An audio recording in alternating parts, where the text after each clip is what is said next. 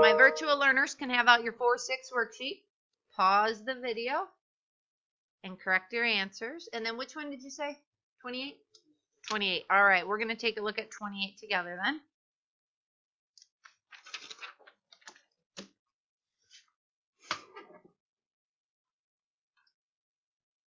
All right, so for number 28, I don't have any coefficients, so I'm just going to look at, I've got w to the 3rd power and w to the 11th power. So do you have more w's in your numerator or your denominator?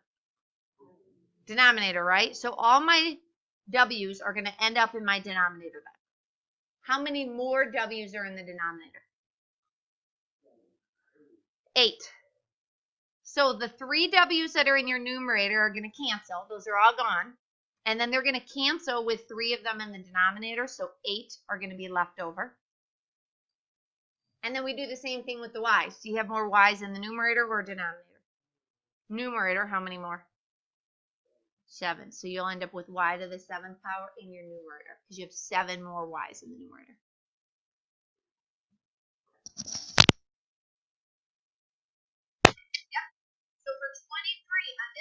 I do have coefficients. So the first thing I'm going to do is use my finger, cover up the a's. And what can 18 and 8 both be divided by? 2. So we'll divide those both by 2. Is that what? So the 9 and the 4? There you go. And what was your question? 24?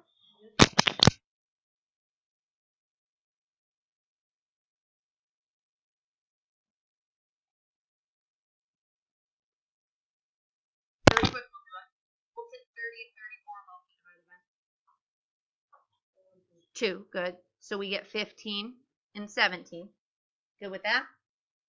And then we discussed that because this u to the negative 15th power is in the numerator, we're going to move it to the denominator to make it positive. Okay? And then this one is negative, so we're going to move it up to the numerator to make it positive. And then now, do you have more u's in your numerator or denominator? Numerator. How many more?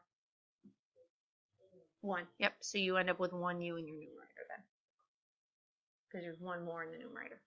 All right?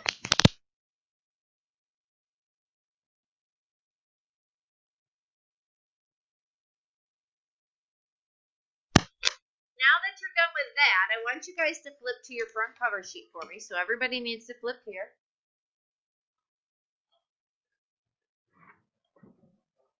And I want you guys to do some reflecting. How did you feel about the 0 and the negative exponent? See it, do it, teach it. If you were still struggling, because yesterday I had a lot of questions on that, just leave it as see it. And then that tells you tomorrow for the warm-up, you need to work on F6 and F7. It'll guide what you're doing tomorrow for your warm-up.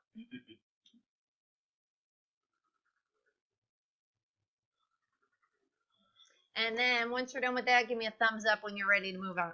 Once you're done reflecting on those.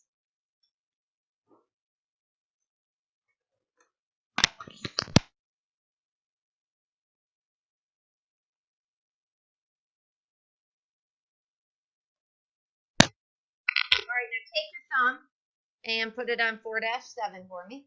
And we're going to read this I can statement out loud together. This is what we're going to spend the next couple days working on. Read this out loud together. I want to hear all your voices. Ready? 4-7 says, I can convert scientific notation to standard notation and vice versa. Not too bad. I think the right half of my room was kind of quiet. Were you guys talking? Were you reading it? Yeah, I heard you. Were you reading it really quietly? All right. Go ahead and feed and see it.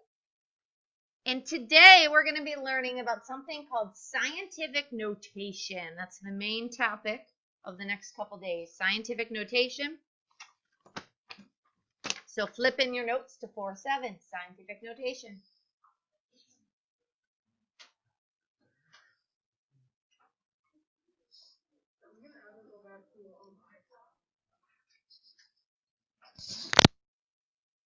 Go ahead and decode scientific notation for me, please. Scientific notation. So you're decoding that. Sci. N. T. scientific, and then notation is how I would decode that, scientific notation. And we're going to practice saying that one out loud together. So our first vocabulary word today is scientific notation. What's the word, class? Good. Everybody together one more time. Scientific notation. All right. So scientific notation is something that's actually, it's used a lot in the sciences. So if you're somebody who's interested in the medical field, like nursing or being a doctor or anything, they actually use scientific notation quite often. Scientific notation allows us, so this is going to go for our definition, allows us to write very large or small numbers. So when we're working with scientific notation, we're going to be working with either very, very large numbers like 17 billion or really, really small numbers like 1/10,000.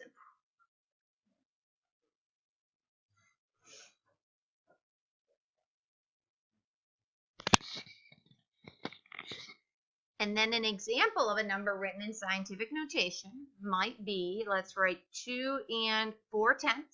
So 2.4, 2 4/10 times. Now, we actually, with scientific notation, go back to using x as multiplication. Anybody have a guess as to why? Because of the decimals. You're exactly right.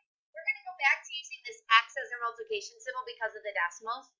And then we might have 10 to the third power, possibly. So this is an example of a number written in scientific notation. A few things that you have to keep in mind. This first number right here, this first factor we would call it, 2 4/10. This number has to be greater than or equal to 1. So I'm going to go ahead and write that x has to be greater than or equal to 1. Whatever number is here has to be greater than or equal to 1. But it has to be less than 10. So that first number there has to be somewhere between 1 and 10. It could be 1, but then it has to be less than 10. And we're going to have a lot of decimals when we're working in scientific notation. Our base always has to be 10. So this number right here must be 10. So that number has to be a 10. If it's not a 10, it's not scientific notation.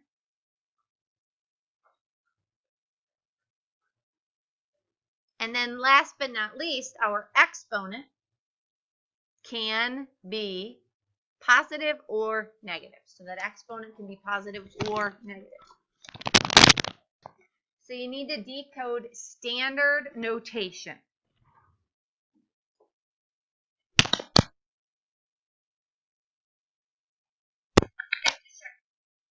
I'd probably do and dird,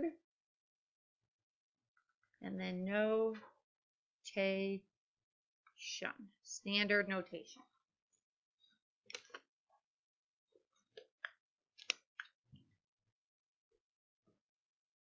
And we're going to practice saying that one out loud together as well. So our second vocabulary word today is standard notation. What's the word, class? All right, I want to hear everybody. Standard notation. Standard notation. Standard notation. All right, now standard notation is actually something you learned about in kindergarten. Yeah, you learned about standard notation way before you met me. Standard notation is just the generic way that we write a number. So I'm going to write it's the general or generic, general way to write a number. That's a very informal definition, but standard notation is just the basic way that we write a number. So we could say 7,200. That's standard notation. We could say 1,200,000. That's standard notation.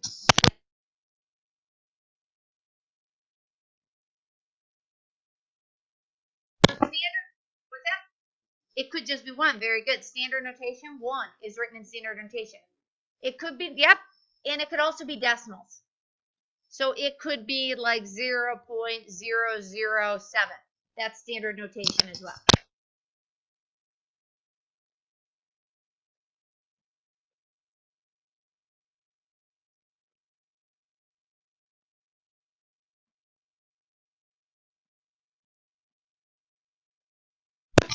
Tell you to write something in standard notation, they want you to just write it as a regular plain old number that you learned about way back in kindergarten.